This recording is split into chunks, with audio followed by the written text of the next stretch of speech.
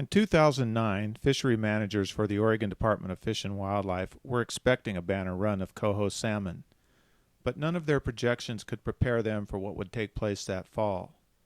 By early September, they began to realize that the number of coho passing over Willamette Falls was exceeding even the most optimistic forecasts.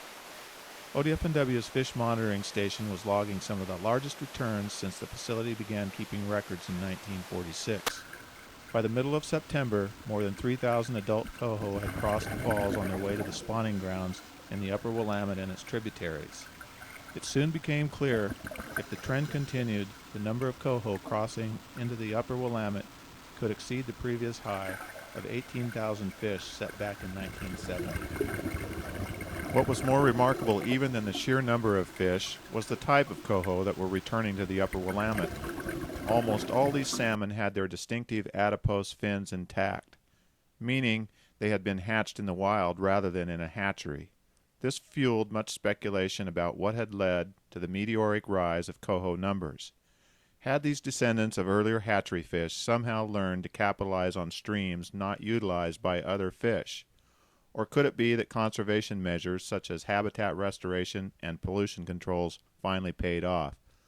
There were many possibilities, but no one knew for sure. To find answers to these questions, the Oregon Department of Fish and Wildlife, with the help of the Confederated Tribes of the Grand Ronde, Portland General Electric, and the Eugene Water and Electric Board, launched a research project they hoped would uncover clues to this mystery.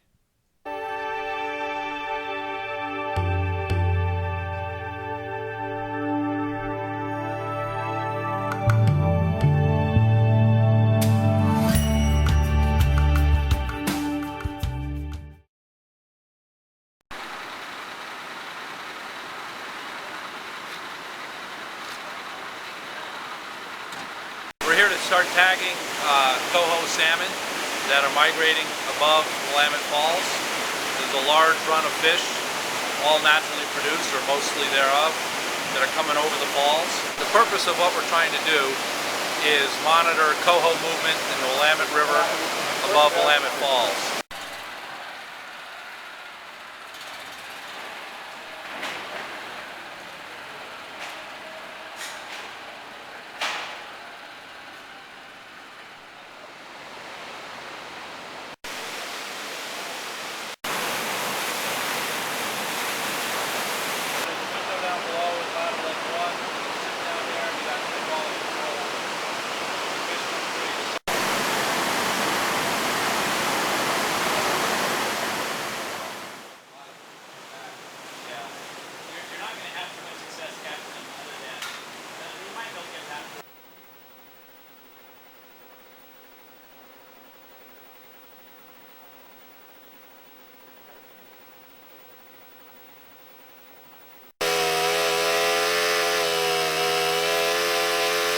Setting up fish recovery boxes where we'll tag the fish, allow the fish to recover, and then put it back in the water after it looks like it's swimming okay. It's the same temperature water that they're going to be going back into, so we don't necessarily want any warmer or colder water. We're just taking fresh water that has good oxygen, and then we'll change it probably after every fish, just to make sure we've got fresh water in the coolers.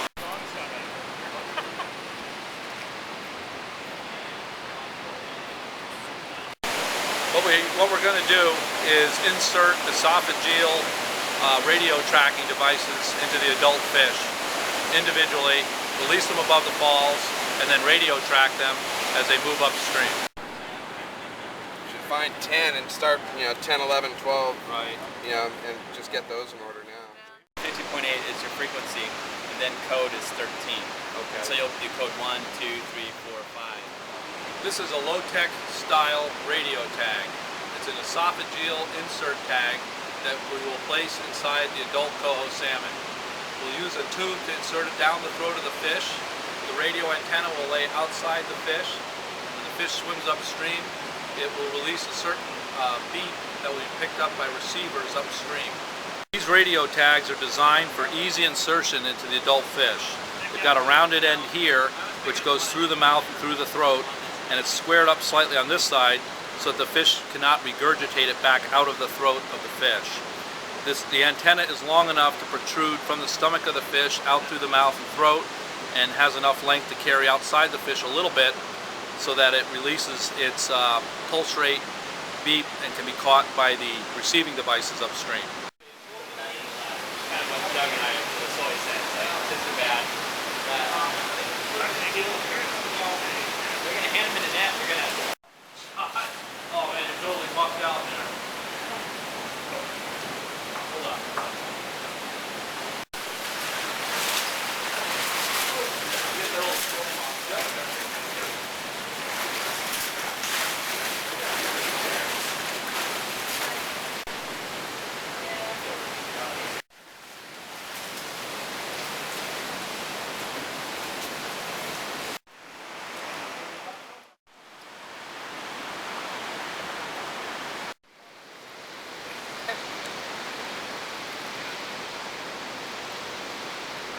Oh, you're gonna have to cinch it down, Hunter. Okay. Back a little bit, Nick. Oh, a little forward, a little forward. Oh, right there. Okay.